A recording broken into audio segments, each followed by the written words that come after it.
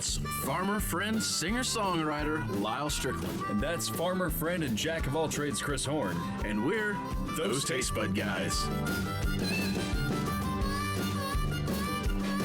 What is it? We got kicked out of dance class. What? Me and Leland got kicked out of dance class.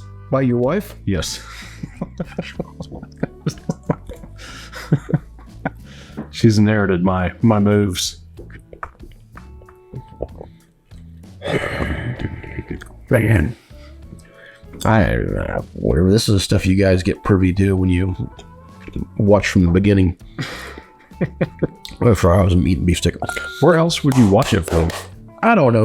I just sometimes people probably skip forward and like as soon as they get in there, like, where's the review? Psst, there ain't one.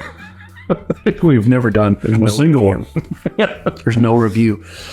But we do like to taste stuff. One of the things we like to taste is our friends over at Hochtown, who's been nice enough to give us all these bottles and support us and have them been supporting the show for at least a little while and helping us out because I think they like us and we like them. And yeah, we definitely like them. Their whiskey is fantastic. yeah, no, the question mark is whether they liked us. We know we like them. Gotcha. I don't know how they feel about us, but today we're going to jump off on the Scotch train because we haven't done that in a while, and I was craving Scotch. While, and you're doing it with the.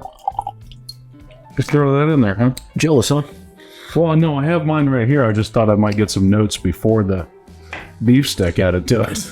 I've had this Scotch. I am well aware it will stand its own up against this beef stick. That's impressive. That's where you're going with this. Like, it's so strong, it's so intense that it'll stand up to a beef stick in the glass. What do you get? Beef stick. It's got this weird barbecue flavor and kind of stick of beef. Yeah. I do know for a fact. I started saying it as a jokingly saying it's kind of salty, but it actually is kind of a salty Scotch to begin with. No, salty's not wrong. You know, I was actually looking at their notes, and they talked about a sweetness and floral bouquet underneath there, and I was like, I don't think so, but you know what? I think there is a little floral bouquet in there, a little sweet note that's... I get some kind of springtime wildflower action going on there. Sweet. I don't know. I wouldn't necessarily describe it as sweet. I would describe it as smooth. It's easy on the nose. Maybe actually kind of a nutty flavor. You know, if you tour a distillery or a brewery. We are from the Ozarks. I was trying to say distillery and brewery at the same time. I was like, if you ever go in or if you're around somebody that does distiller brew and they got their big fermenting batch with yeast in it, and you know that bready smell comes in there. Yeah, this is very, very reminiscent of that. It's such a beautiful. It's my favorite smell to walk in and smell. But I could see that. Yeah, you're not off track there. And it's well, I just want to know how. I mean, you know what's weird is like I can pick out everything that's in my glass plus the beef steak. I can see. I can literally separate them on the nose. It's insane. Whatever. Let's get some tasting. Probably should have ate that stick right before I tasted it, huh? Wow. Okay. You've had this, right? I think I was thinking of Smoke Wagon, which is a whiskey. You said that the last time we had this. I think that's what I had. Did I have this down here? No, we had it at my house at the Christmas party. Oh, I don't remember the Christmas party. Silly Chris. This is really smooth for, as in, like, everything they talk about it, like, intensely rich, earthy peat, smoke. And then it's like, you get it, and you're like, in my mind, I'm like, wee beastie, Laphroaig, like, punch you in the face, smoky. Mm-hmm. And this is not. It's very This smoky. is almost like it was a really smoky Highland. Yes. It's got that smoothness a lot of Highland Scotches have. It does have that kind of salty ocean brininess to it that I enjoyed. I've enjoyed this one a lot. It's Speyside, almost. I mean, no, it's definitely sourced from an island. Yeah, no, it's an Islay. So I was like, nobody really knows where this is coming from. The distillers either distill it at a different distillery, or they source it, have somebody make it for them, or maybe I don't think they're blending, because it says it's a single. Well, I guess, like you said, I guess it could still be a single. It could be a single malt, but multiple. Yeah, I don't know. Anyhow, some people say it's Lagavulin makes it. Some people say Islay. I've heard somebody else said Laphroaig, but who knows? It's pretty good though. If I had to guess, I would say Lagavulin. That would kind of make sense for me as well. Yeah, it's super smooth. Now, I don't think we flat out said it, but it is smoky. It's ridiculously peaty smoky. If that is not your thing, this is not something you want to try or get to, because it's going to just beat you in. I'll put it this way.